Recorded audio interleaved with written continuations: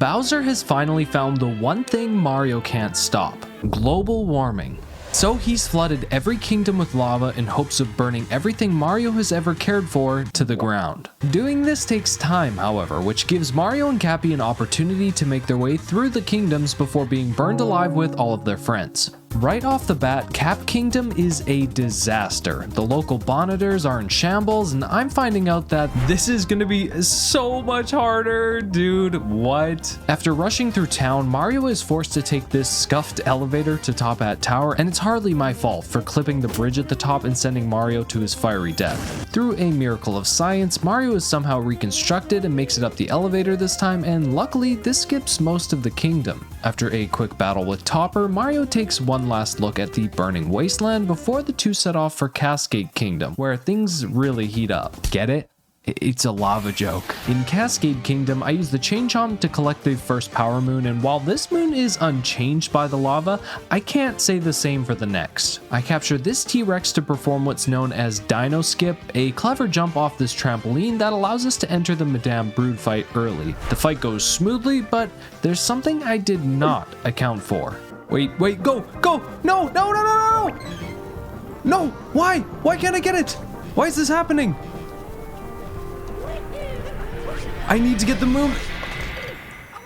Lava constantly rises even during boss battles. After defeating Madame Brood for a second time, I grab one extra moon and power up the Odyssey to head to the next kingdom. Sand Kingdom has some of the coolest lava mechanics, but first I have to grab some of the easier moons in town before I can head out to the desert. Here I discover two important mechanics of this mod. One is that the lava is reset whenever the map is reloaded, and the second is that the speed which the lava rises is different for every kingdom. Why is the lava coming up so fast here? What? Is this supposed to happen?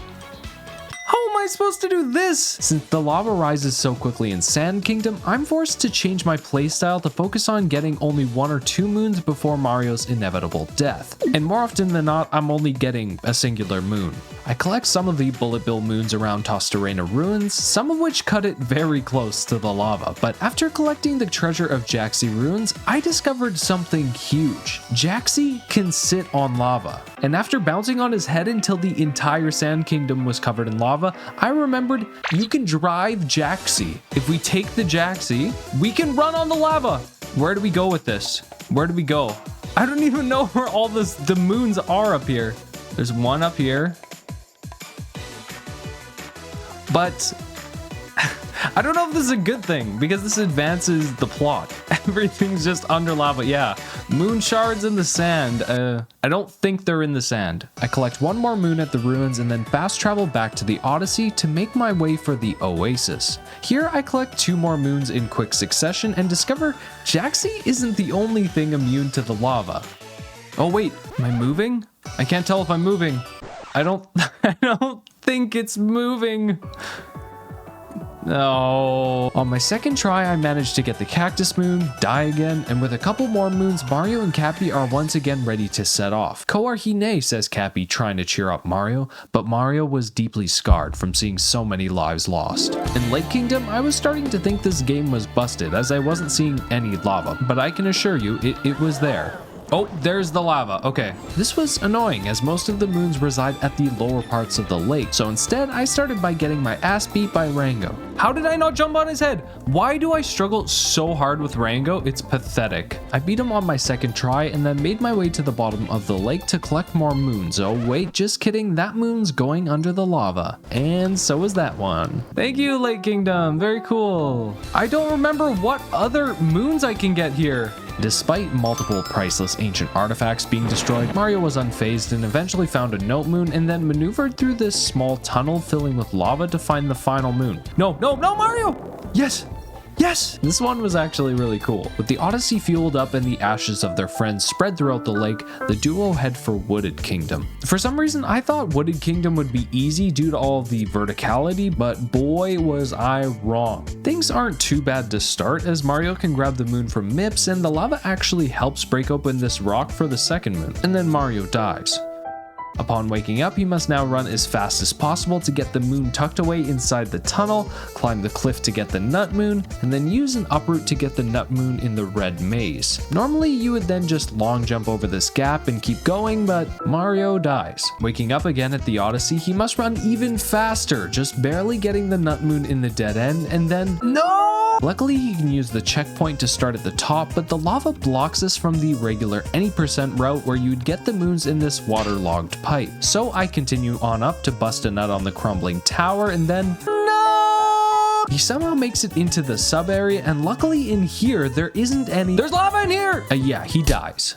Multiple times. Eventually, Mario manages to collect the 2 moons in the sub area. They exit and quickly kill Spirit, but the remaining moons are a bit more difficult. Since I only run any percent, I genuinely cannot remember where most of the other moons are, so I'm left to do some experimentation, like using this slingshot straight to my death and walking all the way up this path to collect a moon with an uproot. This is a speed run, by the way. Eventually, I got 1 more moon by rushing to capture this tank, blow up this wall, plant a seed, and after climbing up, I could then ground pound this charging station. But while writing this script, I discovered this dude's name is Sherm, like as in the M4 Sherman tank. And that's not even the best part. This dude's name in Italian is Carlo Armato.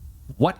I managed to fumble 1 more moon after all of this, and Mario was happy to leave this godforsaken place to burn to the ground. The 2 finally caught up to Bowser in the Cloud Kingdom, one of the few kingdoms he couldn't flood with lava. However, Bowser managed to flood Mario's eyes with tears as Mario realizes that Peach doesn't want to marry him anymore. Mario clenches his fist as Peach calls out to him one last time to say, "Plumbers aren't real." And something changed inside of Mario. But before he could do anything, Bowser hits him with the Too Soon Jr., they lose the pink slip to the Odyssey, and crash into the Lost Kingdom. Down here, Bowser had been filling the kingdom with lava the whole time, but the duo had prepared for this, executing the Klepto skip jump on their first try. They collected a couple moons along the mountain before their first death, but Mario was able to rematerialize without medical assistance this time. Around the mountain again, I got the cave gardening moon, but some moons were just barely out of reach given the speed which the lava was rising. Can we get it?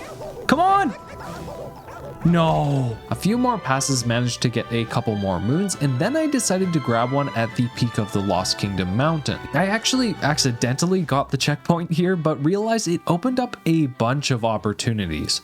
By fast traveling to reset the lava and then jumping off the peak, I could collect the moon atop the propeller and make it over to mark another checkpoint. Using that checkpoint, I could quickly grab the moon in the stone pillar and below the cliff's edge, and then finally finishing with the moon in the rock block. They get the Odyssey back, power it up, and rush to Metro Kingdom where there isn't any lava yet. Mario's still pissed, but he puts his feelings aside to try and save the city from some giant robot worm. But upon defeating it, he sees posters of Bowser with Peach and he starts to see red. But like the red was lava. Unsure if it was the Mecha Wiggler or his fault, Mario and Cappy push on to collect as many of the regular any percent moons. The Girder Tunnel moon, the RC Car moon, the Garbage moon, and Mario even managed to sit down with this guy just to let him know how awful of an idea it was to build a secluded city surrounded by a pit. Especially if it were to encounter rising lava. The guy gives up his possessions, and by the time Mario makes his way to the plaza, it's too late. No! Drummer! The whole band died, Pauline launched an investigation, the police were called, it was a whole thing. But Mario still found a way to collect the Power Moon in each of their wheels by using a little trick he learned back in Delfino.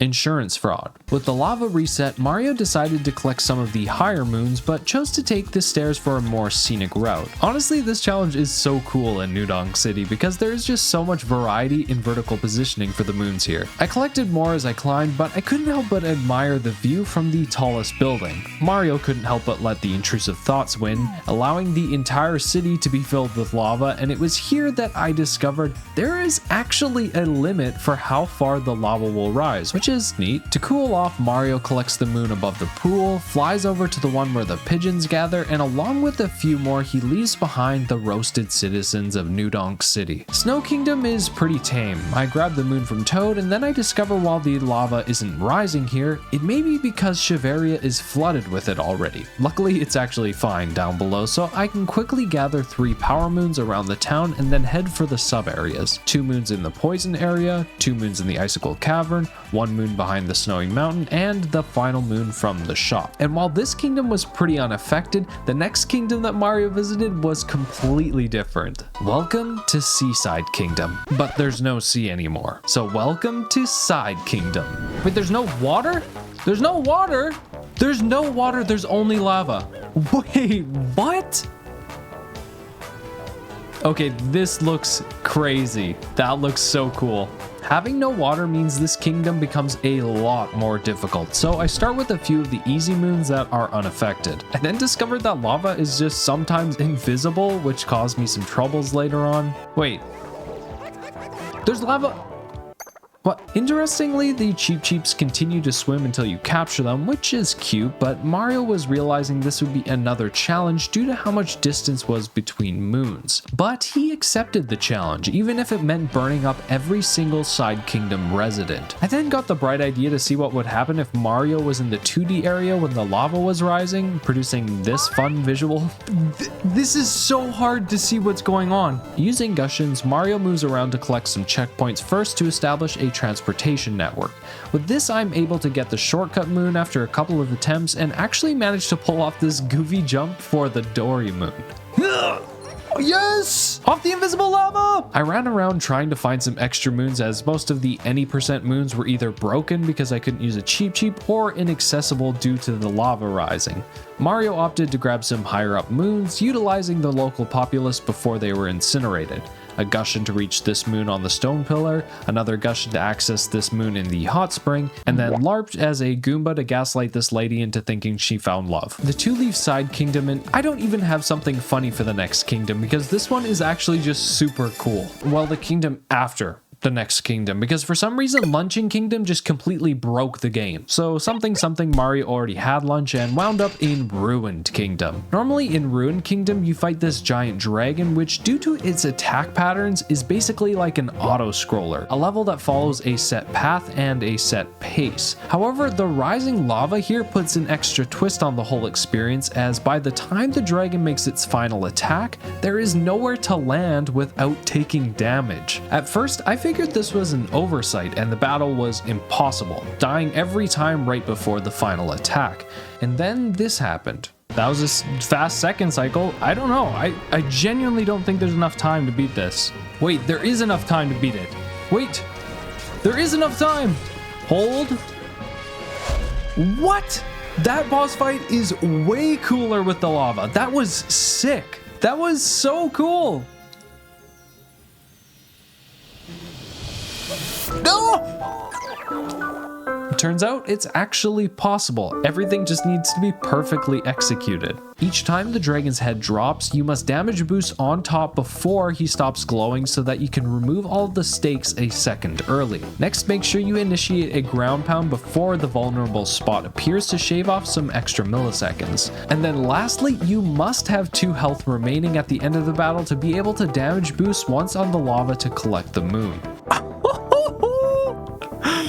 That boss fight is crazy. That changed one of the worst kingdoms into one of the best. The duo were right on Bowser's tail at this point, arriving in his kingdom, and let me tell you, this mod was made for this kingdom. It also heavily breaks this kingdom, but don't worry about that. The lava rises extremely fast here, meaning you need to make it through each of the islands at a quick pace to avoid dying. And the spark pylon movement looks so rad over the sea of lava. Mario keeps up the pace, grabbing the moon behind the big wall, and is really starting to get the hang of this lava thing.